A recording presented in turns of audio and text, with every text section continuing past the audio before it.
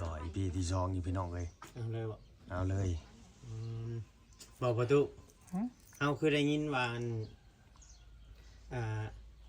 ทางอันลูกเขยเจ้าน่ะปู่อันพามาเมื่อวานนี่น่ะโทรเมื่อหาทางลูกพุ่นว่าเจ้าเว้าเรื่องขะลองบ่ ของคอยที่เดี๋ยวว่ายังห้องลูกชายเองมาคอยให้เมื่อ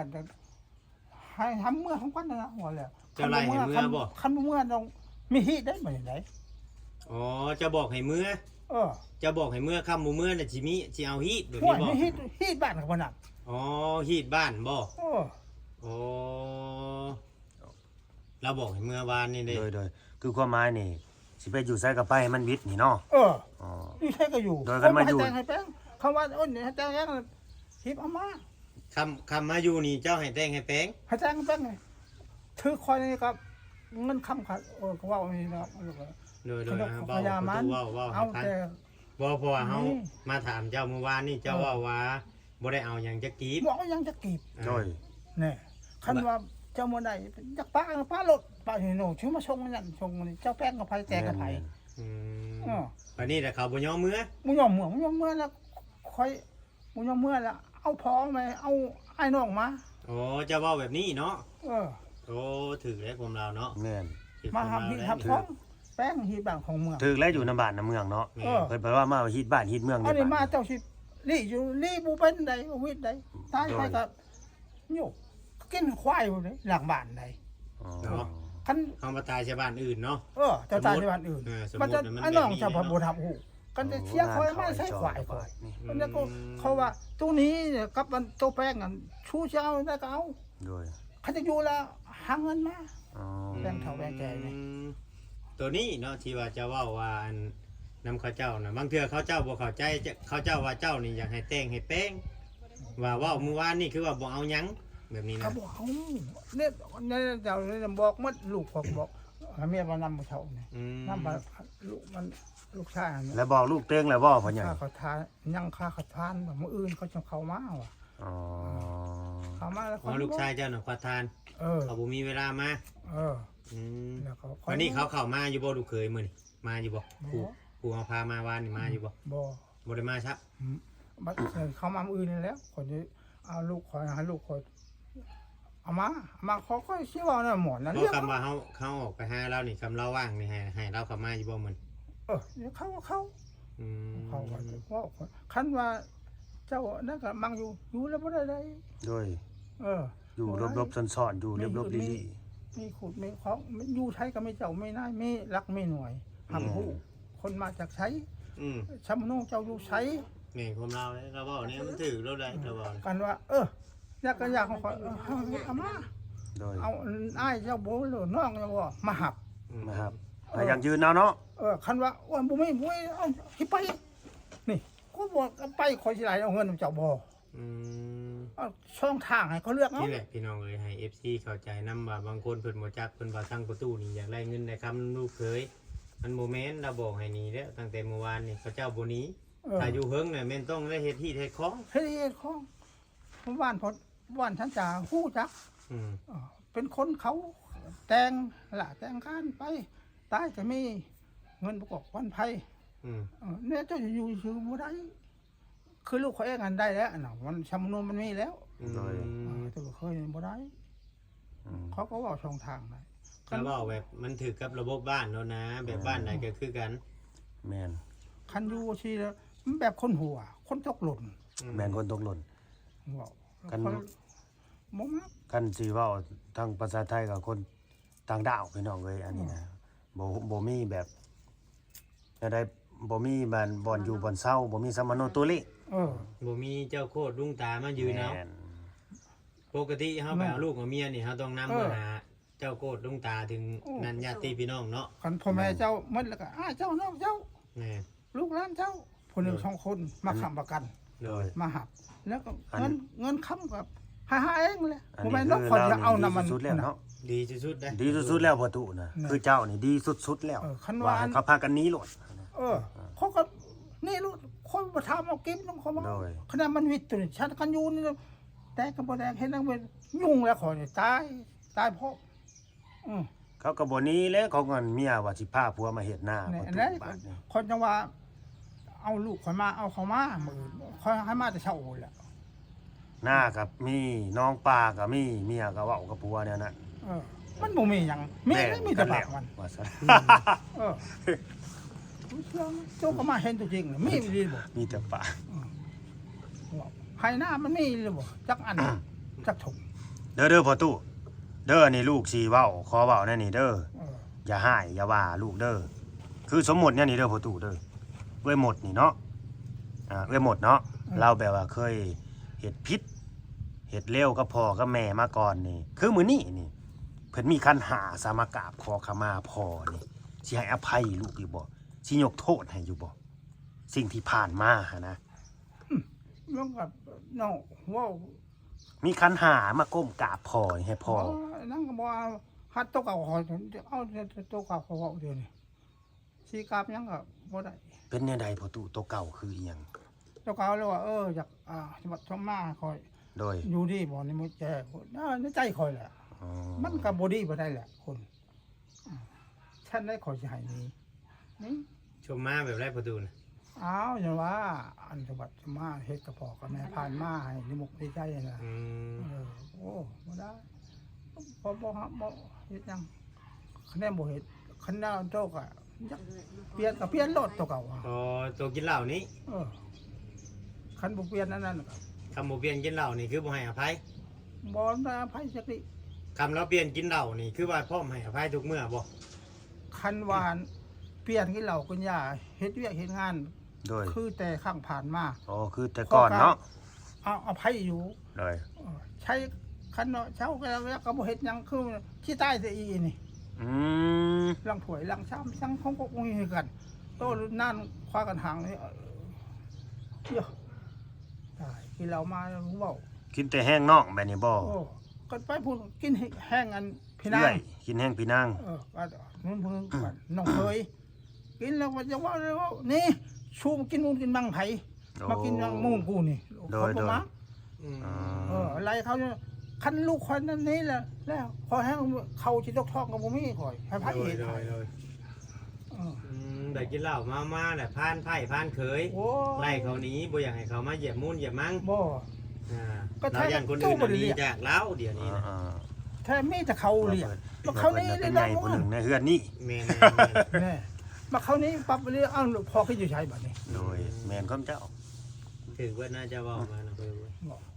จังว่าเอาใจเอ สิ่ ง งที่ว่าประตูให้อภัยน่ะคือว่าเอ้หมดนี่ต้องเปลี่ยนต้องแปลงบ่กินเหล้าบ่มีคันหาก็ได้คำบ่กินเหล้าน่ะ บ่ให้บ่ชดมาจังบ่ให้จ้ะ เอาก็สมบัติสมมาแล้วพ่อแม่เนาะเฮาก็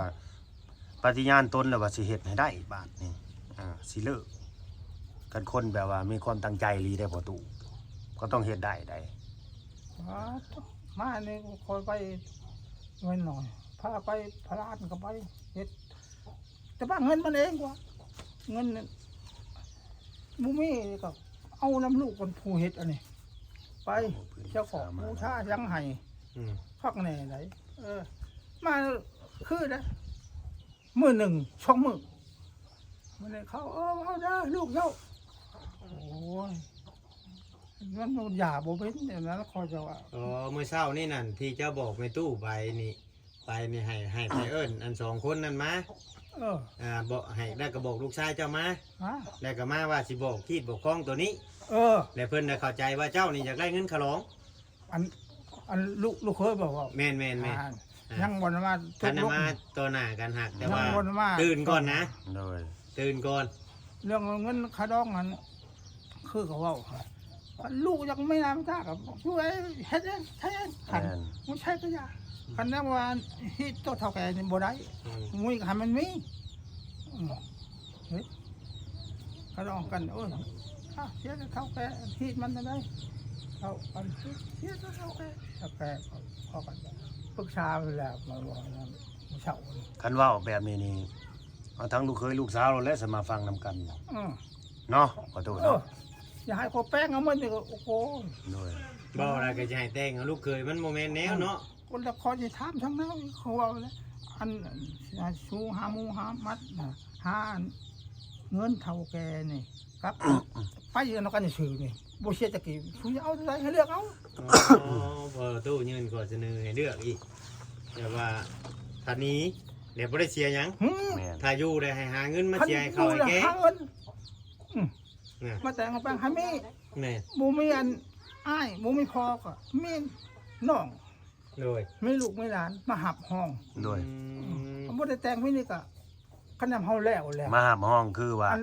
มาหับห้อง ผู้ชายคนนี้บ่ได้มีตัวผู้เดียวยังมีพี่มีน้องมีลูกมีหลานแบบ มีลู นี้ ก เนาะ มีหลาน อืม ก็หมูตัวนึง น้ำกัน อันหมูก็เลี้ยงเท่าแก่แล้วทำห้องคอก็แม่นนะทำว่ามันน่ะ เดี๋ยวสิให้นางแต่มาหาห้องเอาพ่อก่อน มันน่ะมันยังก็โอ้ยเงินยังก็พอได้แม่โอ้ยแล้วแล้วคนว่า นางแต่นางตุก ดีว่าอยากตายใช้ก็ตายชงใช้สู้จากปะกันใช้ก็ปะมันคอยใช้โทษชนิดบ่ใจบ่นำอีกกันมาเฮ็ดอยู่บ่ นี่แหละพี่น้องเลยเอามา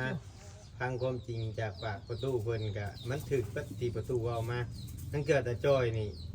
ยังบ่ได้มาคุยต่อหน้าพ่อเฒ่าบัดให้มาบัดบ่เว้าหยังคือเมื่อวานนี่ก็มานั่งโจโลอยู่จนแม่เฒ่าให้ยังบ่เว้าหยังจะควมมีแต่ว่าสิเอาเมื่อแปลงเมื่อปัวเอาว่ะ มันพันบ่เหมือนนู่ แม่นแน่บัดบ่เมื่อเราก็ยังให้เด้อประตู บ่ยังว่าโตบ่คนขวายังก็คือดีกว่าโตก็เป็นผู้ห่างผู้หมายผู้แห้งครับก็เรียกฮู้จักอยู่ฮีดของ แม่น เนาะกูแม่นว่าพ่อแม่เนี่ยคมแห้งเอามาเงินขาดองลูกกูพ่อมาเป็นยังก็ได้ลูกอะ แม่นเด้อนะประตูเฮาเชื่อเจ้าอยู่เจ้าก็ทำนี่เด้มันบ่แม่นว่าแนวเจ้าสิตัวหรอกแต่ว่าบางเทื่อบางที FC เพิ่นบ่ได้ฟังจากปากหลายเพิ่นบ่เข้าใจเนี่ยเพิ่นว่าประตูนี้เรียกเงินขะรองอยากได้เงินขะรองน้ำลูกตัวเองบ่เป็นตาสิแตกก็ยังอยากได้เงินขะรองน้ำแบบนี้นะ อืม บ่ได้เว้าเป็นยังไงจังได๋ โดย หรือว่า เฮาเชื่อเจ้าอยู่เฮาน่ะ อันนั้นแม่มันสิว่ากูจะขาดองสิได้จักแล้วขอบ่ได้ไปขอไปบ่ได้ยัง บ่แต่จอยนั่นแหละเราฟังบ่เข้าใจเดี๋ยวเราเลยโทรมาบอกทางนั้นเราฟังบ่เข้าใจความหมายของเจ้านี่คือว่า คือเจ้าเว้าเมื่อวานนี่มันเด็ดขาดแล้วคำว่าเอาเมื่อเอานี้ออกแต่นี่น่ะบ่ได้เสียหยังถ้าอยู่นี่เนี่ยมันเสียต้องมียีดบ้านของเมืองอ่า ของนี้แล้วคืออันฮิตของก็มีการผีคอยบอกกันในอันมูนอันเดียวแล้วบ่แม่นมูแต่งดอกมูน โอ้ มาหับประกันกัน โดย ตัวนึง ยีดบ้าน จบ จบอยู่ในหมูตัวนั้นเนาะ เขาไปจับ หมูตัวนั้นเนี่ยนะฮะคันว่าลูกโอ้ยยังไม่นานไม่ตาคือมวนเนี่ยเฮ็ดดอกเฮ็ดก็แน่โมเงินข่อยเฮ็ดก็เฮ็ดบ่ได้หายอย่างงั้น8 มื้อก็บ่งั้นนี่เลยพอก็สินอนเฉย โดย ว่าคันมาครึ่งครั้งอยู่ที่ยังก็บ่จักกันอยู่มีคนมาใช้ทึกหลักทึกเล่มหลับแบบน้องลูกก็คอยผู้โทษแล้วสิถึกโทษได้ แม่น ตายอันนี้ใครนะยังมีไอ้น้องมาหาเราเนี่ยไอ้น้องเราใครเนี่ยเขาจะมันมีความประกันยังเหือนแม่นแบบว่าคือกันครับเขาก็จะบอกนั่นแหละอันน้องเรามาแม่เขาจะคมเอาเงินเอาคำนำน้องเรานำยังเราไหนเขาก็จะบอกเราเงินชูช่องคนผู้มีอาชูไปหมดห้าแล้วก็ใส่ทงน้องเองก็เป็นนี่เจ้าเชียก็แม่นขอชาย โน่เสียพอมาแล้วฮียกอ๋อคือกันให้ขอบอกอ่ะแล้วขอกับเขาบอกว่าดอกคันคอยว่าล้าน1 ช่องล้าน4-5 ล้านกับมันเจ้าอยากเชียนอยากใช้อันนั้นพอมันเป็นพิธีพ่อนะก็ย่ามันก็จะขายมันก็จะเอาใส่ถุงข่อยคะแนนมันสบายหน่อยก็ยงไปแล้วโอ้ยนี่นะ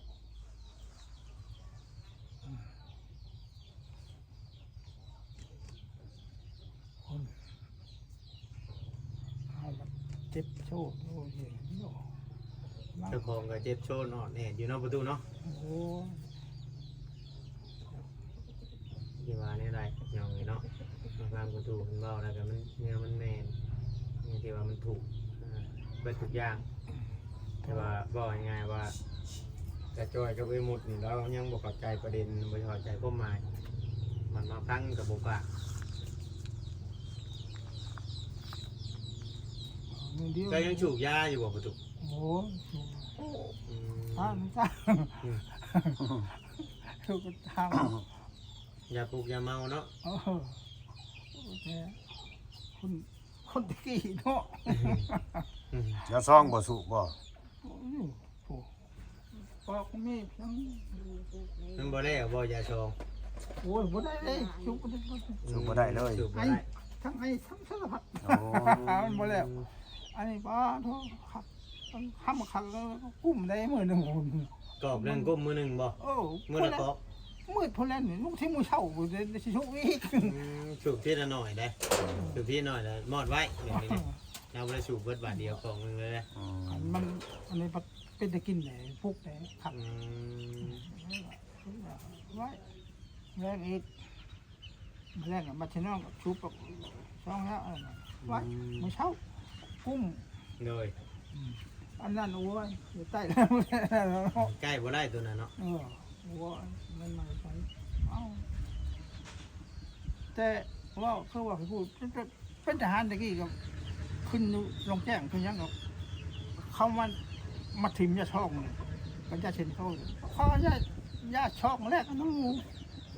ขอเอาจะเซ็นมาเฮาเลยยาช่องเอารถพูดเฮาก่อนมาเรื่องนี้